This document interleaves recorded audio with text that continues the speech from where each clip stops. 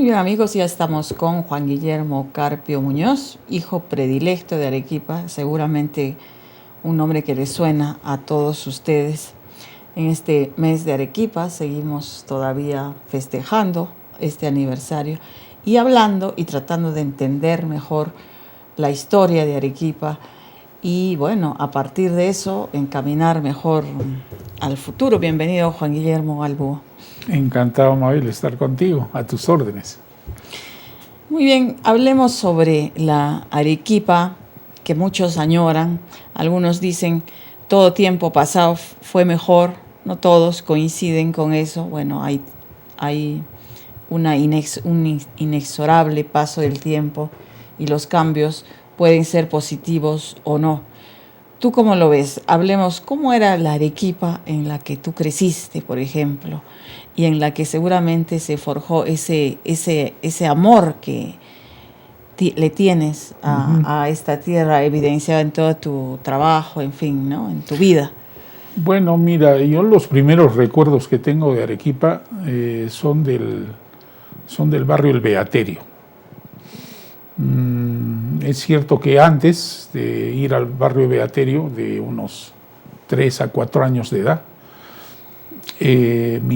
viví con mis padres en la calle Mercaderes, en la segunda cuadra de la calle Mercaderes, justo donde está Gamesa. Mis padres se casaron, yo soy el primer hijo. Mis padres se casaron y alquilaron 2 habitaciones y una cocinita en el segundo patio de una casona. Era entonces era la fachada hacia Mercaderes. Bueno, yo de esa casona no me recuerdo nada, ¿no? Nací en Vallecito, porque mi madre fue donde una tía suya que la crió, fue a dar a luz. Estuve, dice, 3 o 4 días después de nacer. En las casas, como era costumbre. Claro, fue a dar a luz a la casa de su tía madre, digamos.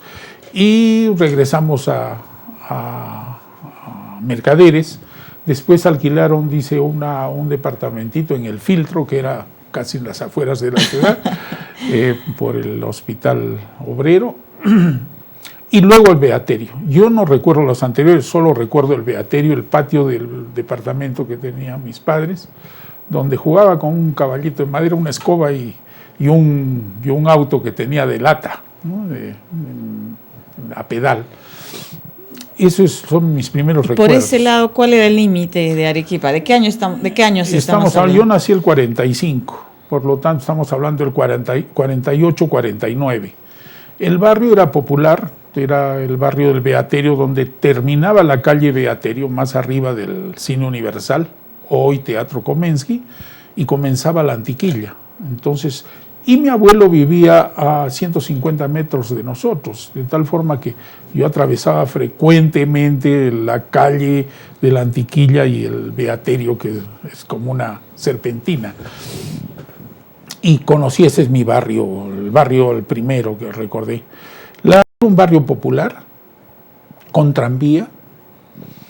Y la ciudad que me preguntas cómo era Arequipa, la Arequipa que de mi infancia era, en primer lugar, una Arequipa mucho más pequeña, físicamente, como ciudad, como urbe, y poblacionalmente, sensiblemente más pequeña. Y con mucha campiña. Y con mucha campiña. Justamente nosotros vivíamos ahí en Beaterio al pie de la acequia Chullo, ¿no? La acequia era una poderosa acequia de unos 2 metros o 2,50 metros de ancho, que atravesaba la calle El Beaterio y seguramente todavía atraviesa, pero ya tapada, que venía desde la Recoleta. Bueno, esa Arequipa era mucho más pequeña como ciudad y como población, por lo tanto todo el mundo se conocía. Bueno, mis padres saludaban con todo el mundo y me enseñaban a saludar a todo el mundo. Es cierto que mi padre fue un boticario muy popular de la Botica El Pueblo, él fue un médico frustrado, pero que en realidad por el ejercicio en la botica aprendió a curar a la gente y estudiaba, lo que no pudo hacer formalmente, estudiaba en libros y recetaba a la gente, o sea, era el médico de pobres de la ciudad. Entonces era muy conocido y muy buscado, ¿no? para cualquier problema lo resolvía el señor Carpio, algunos le decían inclusive doctor. Ponía inyecciones, era conocido. Y en esta ciudad pequeña se saludaba con todo el mundo y con todo el mundo eran conocidos. Aunque también se dice pueblo chico, infierno grande. Claro, entonces yo crecí en esa ciudad. Ya cuando ingresé a la escuela normal urbana de los hermanos de La Salle, que quedaba en la esquina de San Agustín y Bolívar, frente a la iglesia de San Agustín. Una gran escuela, era escuela fiscal, pero tenía los 3 grados de instrucción, ¿no? La primaria, la secundaria y la superior, formaba maestros.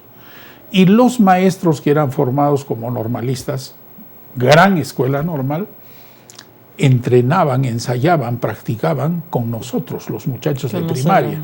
Entonces yo, por ejemplo, el 5º de primaria en la escuela normal, mi promoción, y no creo que haya sido la única, varias promociones, los muchachos que se iban a graduar antes de hacer su clase maestra y dando su clase maestra con jurado detrás de nosotros, daban sus clases maestras.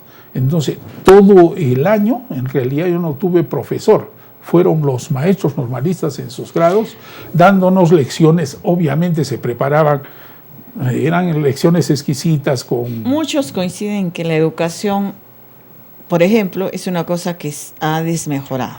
Completamente. Que la calidad de la educación pública era... de primera, de primera. La escuela normal era una escuela estupenda, de grandes profesores. Los que llegaban a ser profesores de la escuela normal fueron los mejores alumnos de la superior. O sea, los hermanos seleccionaban para tener sus alumnos como profesores. Socialmente también eran los maestros mucho mejor considerados, ¿no? Efectivamente. No había las huelgas. Efectivamente. Que hoy estamos padeciendo. Y no todo el sistema educativo era mucho más. Por ejemplo, refiriéndonos a Arequipa, hay un asunto importante. En ese tiempo todos los padres tenían la vida menos agitada que en el día de hoy.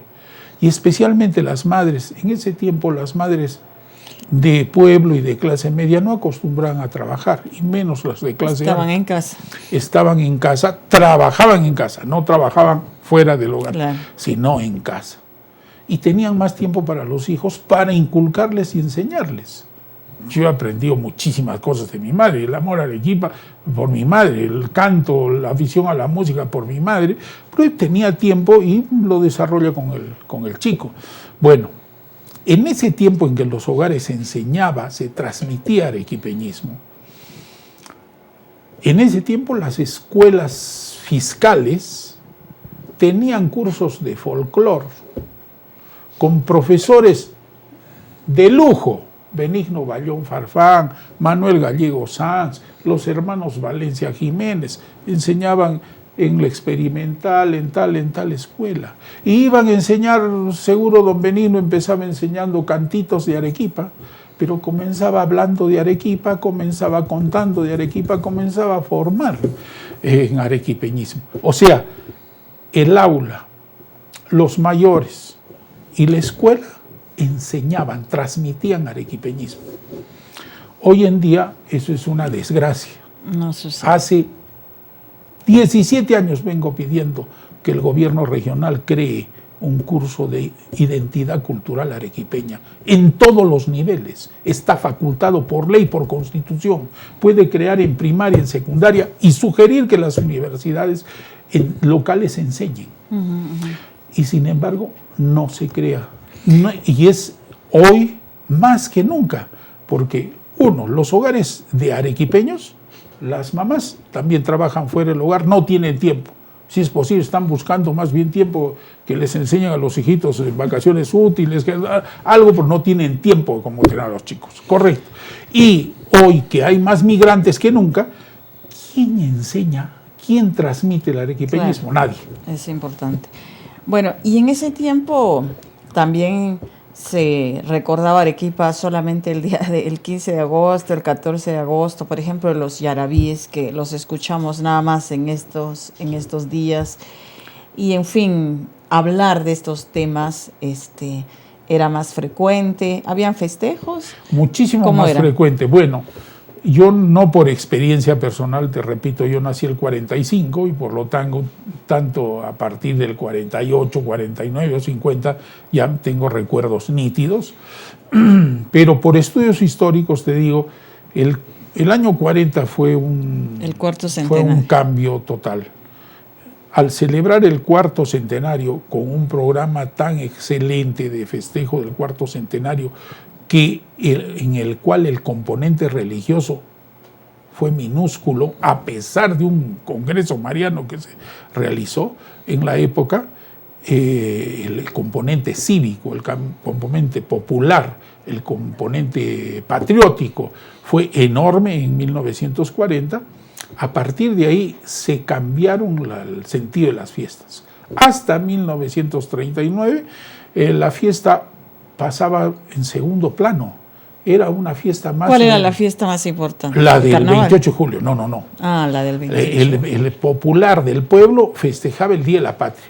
El 28 de julio, que eran 3 días de fiesta y donde se preparaban y se hacían kermeses, serenatas, fuegos artificiales, paseos campestres y todos, inclusive había los desfiles escolares. No había la República Independiente de Arequipa. No, en la República no se festejaba. Había, pero no se festejaba. ¿Por qué? Porque había el 28 de julio el desfile escolar, no solo en la ciudad, sino en cada uno de los distritos. Y era muy común que los padres comprasen a los niños zapatos o trajes o uniformes para entrar a la escuela y el 28 de julio. O era un cambio según... Para estrenarlos. Estrenaba. Claro. Entonces, había... El 28 de julio era la fiesta. 3 días. Entonces, el 15 de agosto, tan cerca, había una fiesta, la procesión de la Virgen, de la Asunta, y esto que estaba desmejorada, porque eso fue grande en la época colonial, pero ya en la época republicana la fiesta de la Virgen de la Asunta era pequeña. Entonces, a partir de mi experiencia, las fiestas de Arequipa eran sonadísimas, porque ya pasó el 40. Y entonces al 41, 42, 43, desde el 40, podríamos decir, vienen creciendo las fiestas de Arequipa que ya van a abarcar todo el año. Bueno, vamos a hablar justamente de estas celebraciones después de una breve pausa. Hacemos una pausa. Correcto.